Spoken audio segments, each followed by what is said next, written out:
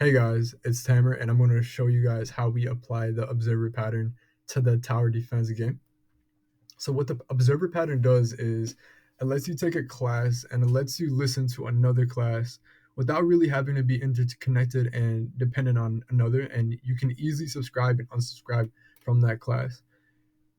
So we're going to go ahead and say there's an observable that we want to listen to, and then there's an observer that wants to listen to everything the observable does, aka we're going to go ahead and call it the subject.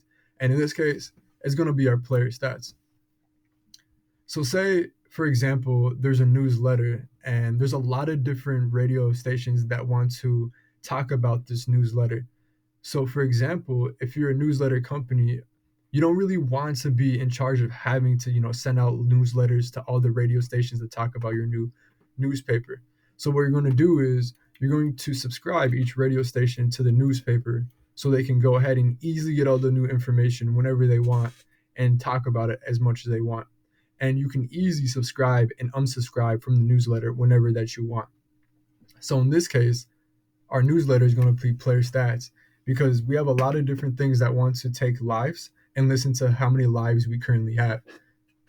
In this case, what wants to listen to lives is lives UI, which displays our how many lives we have, and also our game manager because we want to know when we should end the game depending on how many lives left we have.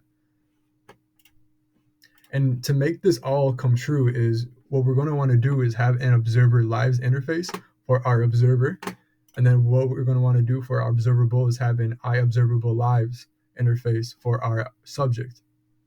And what the iObservable lives interface has is a notify method, a subscribe method, and a unsubscribe method. And what this does is it lets us subscribe our observers to our observable player stats.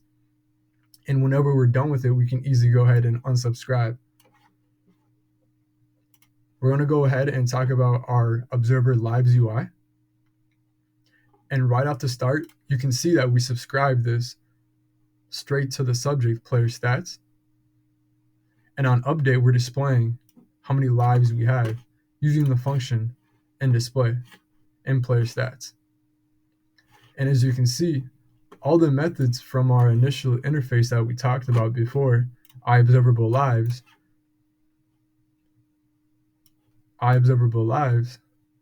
we put them in here. And this is how we define what the functions do. And here, this keeps track of how many different observers we have. For example, each different radio station is going to be in this list listening. But for this example, it's Lives UI and Game Manager. We're going to go ahead and go into the Game Manager, and I'll talk about why the Game Manager needs to listen to the lives. So as you can see, the Game Manager deals with ending the game. So this is why we're going to have to listen to the lives. And as you can see, when player stats lives is below 0, we go ahead and end the game. Okay, guys, thank you guys so much for watching and listening. It's Tamer. Hope you guys have a great day.